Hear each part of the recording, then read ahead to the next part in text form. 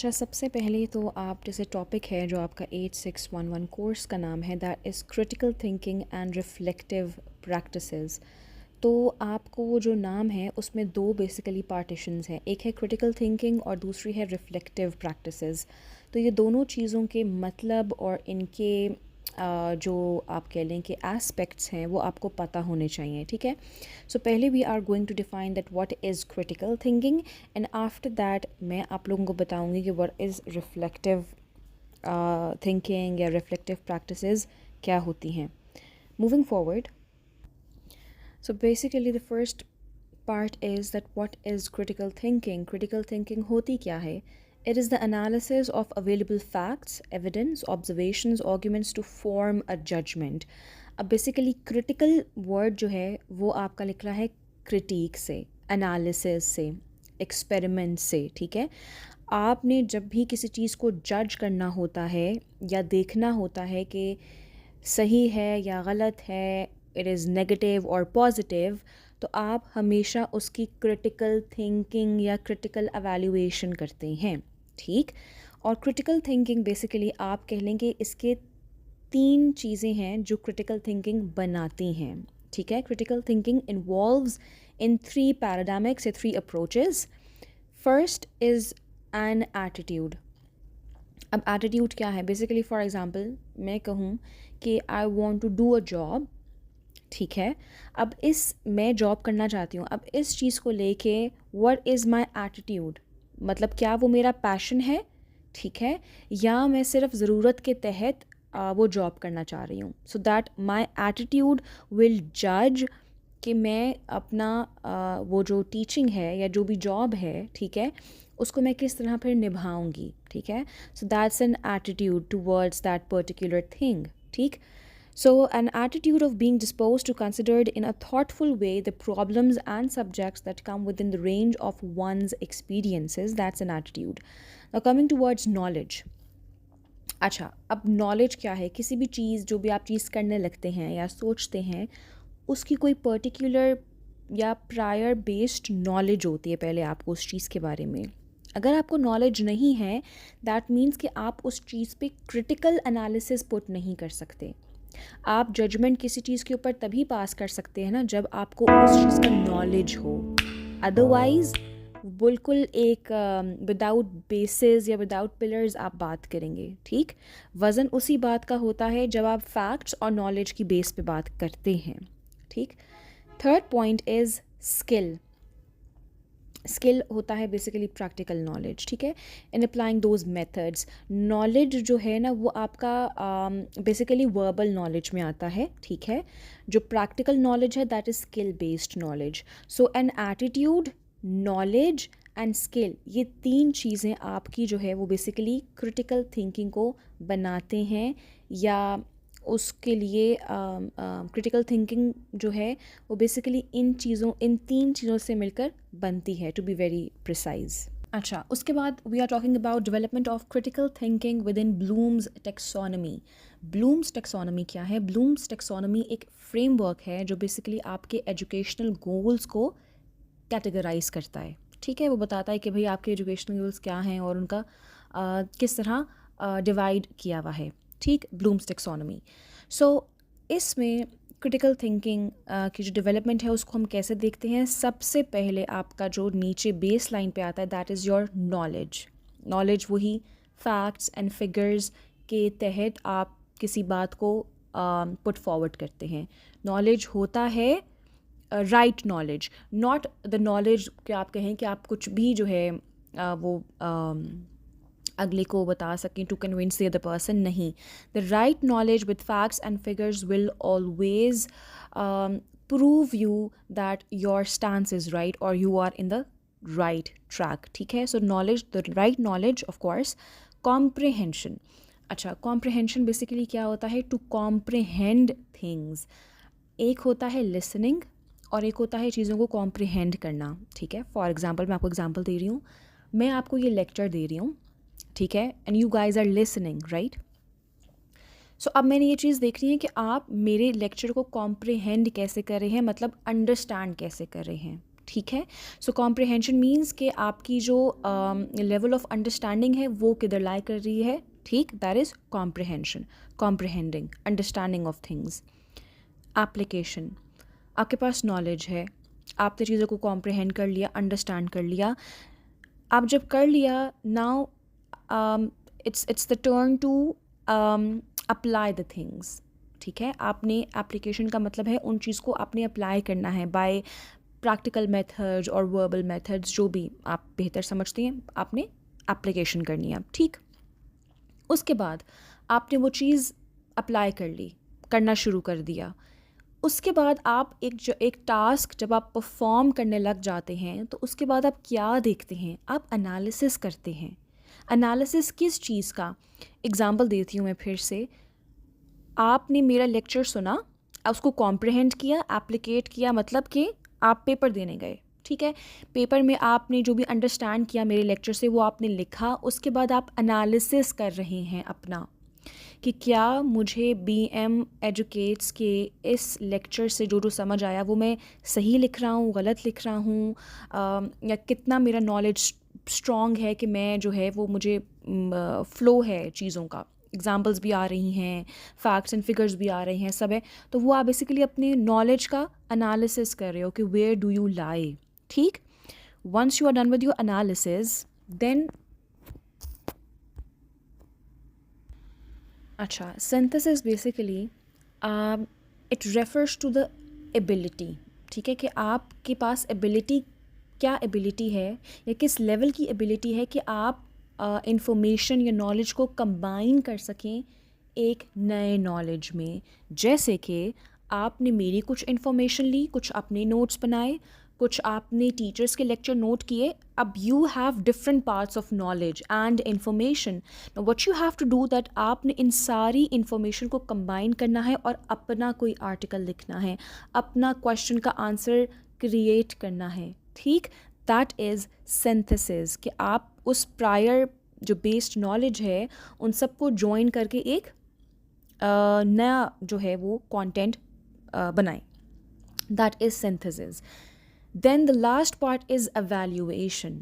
जब आप सब कर लेंगे, ठीक है, now the right part is to evaluate कि आप कितने पानी में थे, ठीक है। और एवेल्यूएशन मेरे ख़्याल से यही आपकी इसमें जजमेंट भी आ जाती है। इसमें आपको ये भी पता चलता है कि ओके आपके लूप होल्स क्या हैं। लूप होल से मुराद ये है कि आप कहाँ कहाँ जो है वो आपको लगता है कि इम्प्रूवमेंट की गुंजाइश है, ठीक है। वो सब आपकी एवेल्यूएशन में आ जाता है, and that is your blooms taxonomy. Okay, the next part is essential aspects of critical thinking. मतलब टीचर्स के पर्सपेक्टिव से हम बात करेंगे कि इन अ क्लासरूम, ठीक है, या जनरली अगर कोई भी टीचर बच्चों को एक लेक्चर जो है वो डिलीवर कर रही है, तो how she can inculcate critical thinking among students, ठीक है। वो कैसे बच्चों को उनको कह सकती है कि बेटा focus on critical thinking, what measures she can take, aspects क्या हैं। साउंड नॉलेज होना बहुत ज़रूरी है टीचर के लिए भी और स्टूडेंट्स के लिए भी। If a teacher giving a lecture on for example grammar के उसमें पार्ट में वो लेक्चर डिलीवर कर रही है, तो अगर टीचर को ही उस पर नॉलेज नहीं है प्रॉपरली, उसको ग्रिप नहीं है अपने इन्फॉर्मेशन जो भी लेक्चर पे, तो वो सही लेक्चर अपने बच्चों को नहीं दे पाएगी। तो टीचर का प्रॉपर नॉलेज होना इन दैट पर्टिकुलर जो भी है टॉपिक उस पे, और बच्चों को भी आगे उस चीज़ का प्रॉपर नॉलेज होना इज़ वेरी वेरी इंपॉर्टेंट, ठीक। दूसरा है चैलेंजेस के लिए हमेशा ओपन रहना एंड वेलकमिंग रहना for a teacher and students. यही आपकी जो है क्रिटिकल थिंकिंग को बूस्ट करती है कि अगर आप चैलेंजिंग नहीं हैं, अगर आपका दिमाग उस कंफर्ट जोन में चल रहा है, then you can never do critical analysis और क्रिटिकल थिंकिंग। आपको उस कंफर्ट जोन से बाहर निकलना है and then you have to accept the challenge, ताकि आप क्रिटिकल थिंकिंग कर सकें, ठीक। Then okay, so most of the times what happens is के टीचर्स आपको बताते हैं बेटा what to do, but the important part is how to do it. और critical thinking, I think it is directly associated that how you perform certain things, या वो चीज़ कैसे हुई, वहीं से आपका क्रिटिकल एनालिसिस या क्रिटिकल थिंकिंग की जर्नी स्टार्ट होती है. सो साथ साथ जब आप व्हाट पे फोकस करते हैं, so with that what you have to focus on how. The factor of how is very important in critical thinking. ठीक है. अच्छा, उसके बाद आप जब भी क्रिटिकल थिंकिंग की बात करते हैं, सो आप एक स्मॉल पेस की बात नहीं कर रहे. You are talking about a larger pace over here. मतलब कि आप लोगों को या बच्चों को बड़ी पिक्चर दिखाते हैं हमेशा. You are not talking about कि बेटा this is going to be मतलब हैपन अभी, लाइक करंटली अभी ऐसे हो जाएगा. नहीं, आप कहते हो इन द फ्यूचर और in near time this will happen, this will happen. जब भी फ्यूचर की बात आती है, ठीक है, सो वहीं से आपका क्रिटिकल थिंकिंग वाला प्रोसेस स्टार्ट हो जाता है कि ओके फाइन, इतने दिन लगेंगे तो ऐसा होगा, उसके बाद ऐसा होगा. ठीक है. फॉर एग्जांपल हम एक प्लांट ग्रो करते हैं, हम सीड्स लाते हैं. अब हम बच्चों को बता रहे हैं कि how to grow seeds, how to grow this certain plant.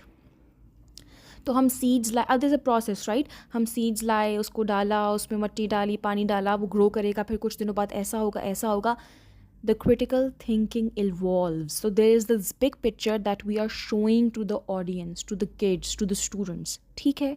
ये कुछ general, essential, important aspects हैं which are in critical thinking. Teaching strategies that can be implemented to promote critical thinking among students. अच्छा, अब basically हम बहुत सारी strategies हो सकती हैं, बट 5 strategies ऐसी हैं जो कि थोड़ी यूनिवर्सल हैं और जो इम्पॉर्टेंट भी हैं. ठीक है. First is let's think. Let's think का मतलब ये है कि आप जब भी कोई टॉपिक इंट्रोड्यूस करवाते हैं बच्चों को, you need to make sure कि क्या उनका प्रायर बेस्ड नॉलेज है. ठीक है. आपने टॉपिक लिखा, यू टोल्ड द टॉपिक, कि मैं कहूँ कि भाई the topic is creative writing. So I need to make sure कि क्या प्रायर नॉलेज है मेरे स्टूडेंट्स को या नहीं. अब लेट्स थिंक का मतलब ये है कि the students need to think कि व्हाट इज़ क्रिएटिव राइटिंग. आप पूछें कि प्रायर नॉलेज है, अगर है तो गुड, आप पूछें भाई, आंसर्स पूछें कि व्हाट इज़ क्रिएटिव राइटिंग. और अगर नहीं है, सो उनसे पूछें कि बेटा what does the word creative means, and then what word writing means. So what is creative writing. इस तरह जॉट डाउन करके इनटू थोड़ा उसको ब्रेक करके वर्ड्स को आस्क देम कि व्हाट इज़ इट और what's the topic about, so that they start to think कि okay fine, the teacher is not spoon feeding us. वो हमें टीचर शुरू से हमें स्पून फीडिंग नहीं कर रही कि ये मैं पढ़ा रही हूँ इसका मतलब ये है आज हम ये करेंगे. नहीं, they need to think because they need to learn. ठीक. पहला एस्पेक्ट है लेट्स थिंक. दूसरा एस्पेक्ट है ब्रेन स्टॉर्म. अब ब्रेन स्टॉर्म जो है it comes with the mind mapping. ठीक है. आपने टॉपिक लिखा, हम उस एग्जाम्पल को लेकर चलेंगे, क्रिएटिव राइटिंग की एग्जाम्पल को. ठीक है. क्रिएटिव राइटिंग एग्जाम्पल थी, सोचा हमने पहले लेट्स थिंक वाला प्रोसेस किया कि what is creative writing. Topic मैंने उनको दिया क्रिएटिव राइटिंग में once I was in a sky. ठीक है. ये एक टॉपिक है क्रिएटिव राइटिंग का. ब्रेन स्टॉर्मिंग करनी है बच्चों ने, दैट मीन्स माइंड मैपिंग करेंगे. Once I was in a sky, of course एक इमेजिनरी राइटिंग है, तो वो बताएंगे कि भाई sky, night time, day time में गए हम, या दिन को गए या रात को गए. ठीक है.